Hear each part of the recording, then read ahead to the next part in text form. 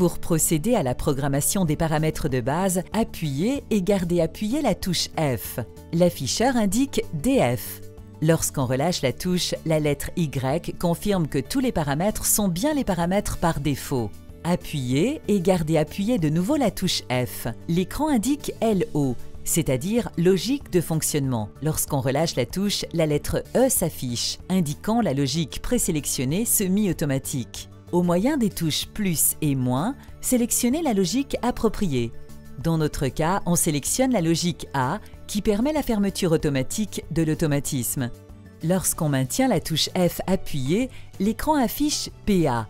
Lorsqu'on relâche la touche, la valeur 30 nous indique que le temps de pause est de 30 secondes. Pour modifier cette valeur, nous utilisons toujours les touches plus et moins. Lorsqu'on maintient la touche F appuyée, le message successif à l'écran indique le numéro des moteurs. Le chiffre 2 s'affiche lorsqu'on relâche la touche. Ce paramètre doit être modifié si l'on est en train d'installer un mécanisme d'ouverture du portail avec un seul moteur. Toujours en maintenant la touche F appuyée, l'écran affiche F1 qui nous indique la force du moteur 1. La valeur présélectionnée est 25. Pour les moteurs électromécaniques, sélectionnez la force en fonction des caractéristiques du portail. Pour les moteurs hydrauliques, amenez la force à 50 en réglant ensuite la force au niveau des moteurs. Lorsqu'on maintient la touche F appuyée, F2 s'affiche. Avec les touches plus et moins, on modifie également la force du moteur 2. Lorsqu'on appuie de nouveau sur la touche F, l'écran affiche EN. Lorsqu'on appuie sur les touches plus et moins, on indique si nécessaire la présence du codeur. S'il a été monté, il suffit de l'activer avec la lettre Y. Dans le cas contraire, laissez No. Lorsqu'on maintient la touche F appuyée, l'indication successive nous signale le temps de retard en fermeture du deuxième ventail. La valeur présélectionnée est 0,5 qui correspond à 5 secondes. La modifier au besoin.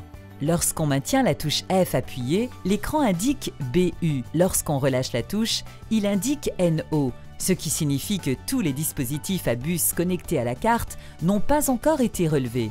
Pour cela, on appuie simultanément sur les touches plus et moins jusqu'à l'apparition d'un Y sur l'afficheur. On relâche les touches et un tiret horizontal confirme que l'opération dans cette configuration a abouti.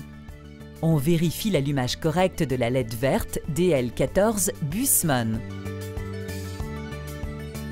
On vérifie maintenant le fonctionnement des moteurs. Lorsqu'on maintient la touche F appuyée, l'afficheur indique M2, c'est-à-dire moteur 2. Lorsqu'on appuie sur la touche plus, le ventail 2 s'ouvre. Lorsqu'on appuie sur la touche moins, le ventail 2 se ferme.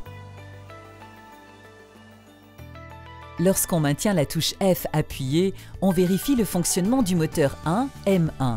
On ouvre et on ferme le ventail avec les touches plus et moins. Lorsqu'on maintient la touche F appuyée, l'écran affiche TL, qui indique la possibilité d'effectuer le setup du portail. Avant de lancer le setup, on appuie sur la touche moins pour fermer complètement le ventail 2 et sur la touche plus pour fermer complètement le ventail 1.